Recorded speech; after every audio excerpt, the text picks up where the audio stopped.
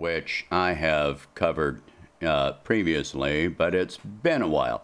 And so I wanted to revisit this, partially because some people have not heard what I've had to say on this, and just because it's something that bears repeating anyway. The media and our government sells fear. This is the nature, basically, of the majority of marketing.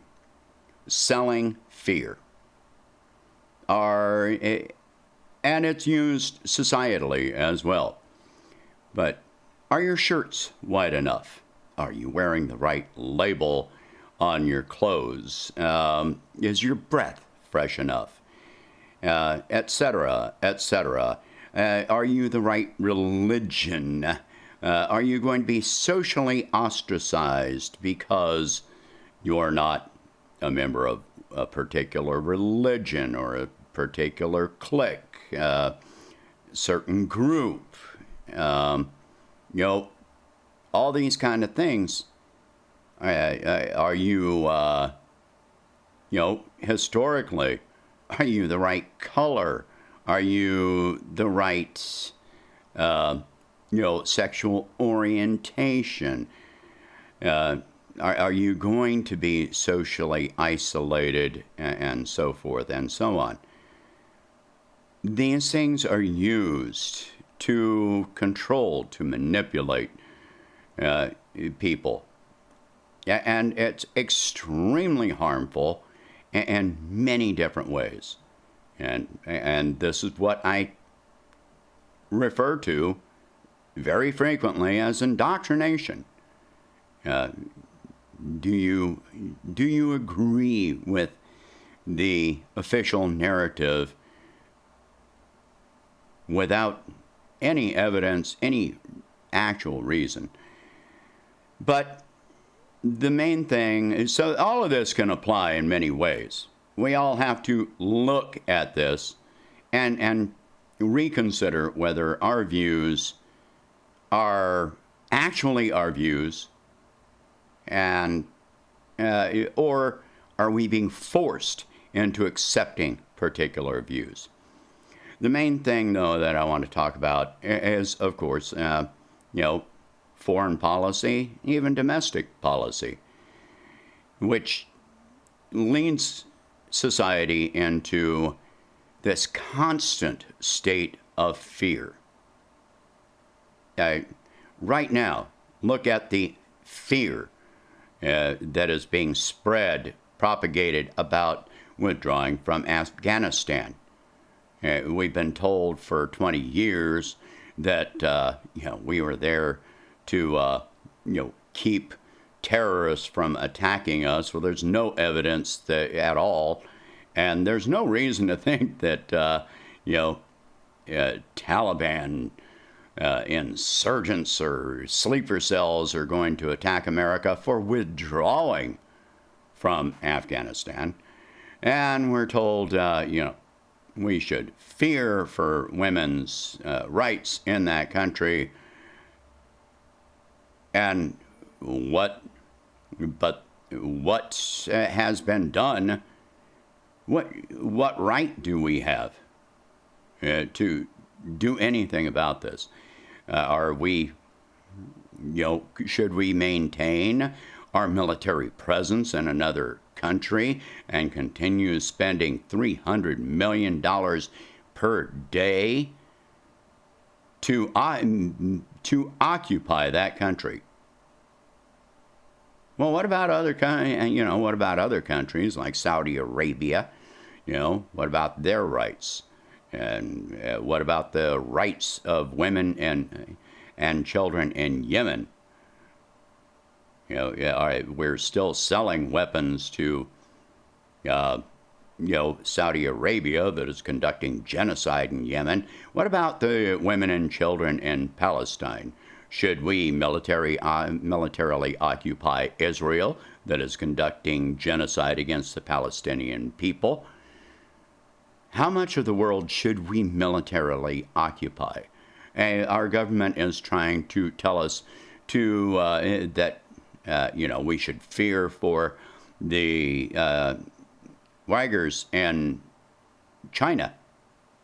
Should we try to militarily occupy China? Let's see how that works out.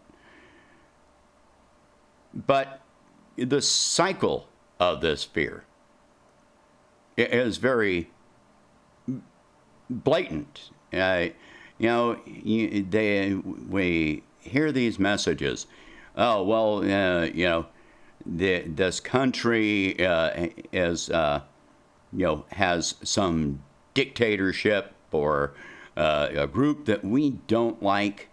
They have a socioeconomic system, or they adhere to a religion that we don't like. So we get politicians running for office. Oh, vote for me and I will keep you safe. Well, who's funding that person's campaign? And you find out mostly it's the military-industrial complex. So let's say that person gets elected. How are they going to keep us safe? By, handing huge sums of money, increasing the military budget year after year after year after year, taking that money away from things that could go toward the betterment of our society, our infrastructure, healthcare, education, Social Security, Medicare, Medicaid. We give up all of these things so that we are safe. What are we safe from? Nobody has tried to attack us in over 20 years. Nothing successfully.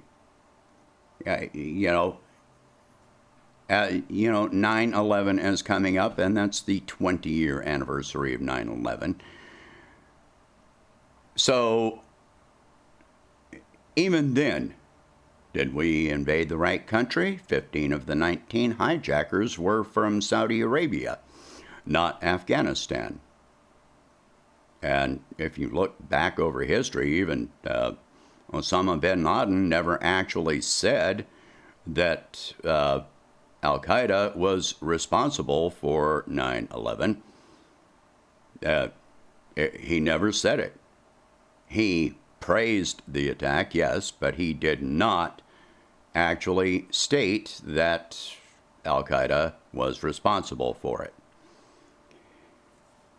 So we spent trillions of dollars over 20 years and ripped that money out of our society, out of all of these things that could help us. So then Iraq and Syria, Libya, Somalia, Russia, China, Venezuela. We're always sold on fear. So, these people get elected, they hand tons of money. Public opinion rises against all of these wars. Well, the military-industrial complex, you watch cable news, look at who's advertising on cable news, and you find ads from Raytheon and Boeing, Northrop Grumman, all of these major defense contractors that are handed this money. How are they paying? They advertise on these channels. Where are they getting the money from to pay for the advertising on these channels? They are paying tens of millions of dollars per day to advertise warfare. That money comes from your tax dollars. That money comes from the national debt. That money comes from the national deficit. So they are using public funding to advertise on television and media to sell you on these things. And then what does the media do that is collecting this money? They continually run news stories that are meant to convince you that more warfare and more defense spending is a good thing. This is how this works. So that cycle continues. So you get convinced that we need to spend more money on more warfare, and we need to invade another country and occupy another country and never leave these other countries. So year after year, you get convinced, and when they come up for the defense spending for the next year, it gets increased again. And then the military contractors are spending more money on advertising. So the corporate media continues running more stories on how we need to spend more money and continue all of these military adventures across the planet and expand the U.S. empire. Where does it end? When was the last time that you saw a corporate media outlet speak against a military invasion, a military attack, a military occupation? Anytime that we even discuss ending any of these things, all of a sudden you get these. They hadn't even been talking about many of these things. They barely mentioned Afghanistan for years. It just kept on going. Our military presence in Syria kept going for years. Then, okay, Syria. Oh, we have to protect the Kurds. The Kurds, the Kurdish military, the YPG and the PKK, have been listed as terrorist organization, global terrorist organizations by the U.S. State Department since 1997. If you go to the State Department right this minute, they are still listed as a terrorist organization. Afghanistan, they haven't been talking about women's or rights or human rights in Afghanistan. And all of a sudden we go to withdraw, and this is a major concern. No, we need to stay there. We need to stay there. And the government funds and arms both sides of a conflict. Look at Syria. The U.S. government has been arming the Kurds and selling weapons to the Turks. We armed and funded ISIS. We created ISIS. That's not a question. We overthrow governments and then say that we need to invade these countries because the government that we installed is, dictatorial and fascistic and all these things. And the funny thing is that most of the governments that we overthrow have a highly socialist element. Look at Gaddafi and look at what Libya was like for the citizens there. They had the highest standard of living in North Africa until Gaddafi was assassinated, until the U.S. government orchestrated the assassination of Gaddafi. We saw he died, Hillary Clinton. Stop being sold on fear. Start looking behind the scenes and asking questions. What am I really afraid of? Is there a justification for this fear? Because what we're afraid of, what so many people are afraid of, is not what they should be afraid of. What you should be afraid of is the corporate control over every aspect of your life that is taking away your rights, your income, your health care, your Social Security, all of these things, the infrastructure, all the money spent on war. Imagine what our infrastructure would be like today if that money had been spent on schools, on roads, on bridges, on hospitals, and things that we actually need. Just imagine how much better our country would be right now if we had not been spending it, handing it over to corporations that use it to advertise, to get more money, to convince you that this is the right thing. This is how marketing, advertising works.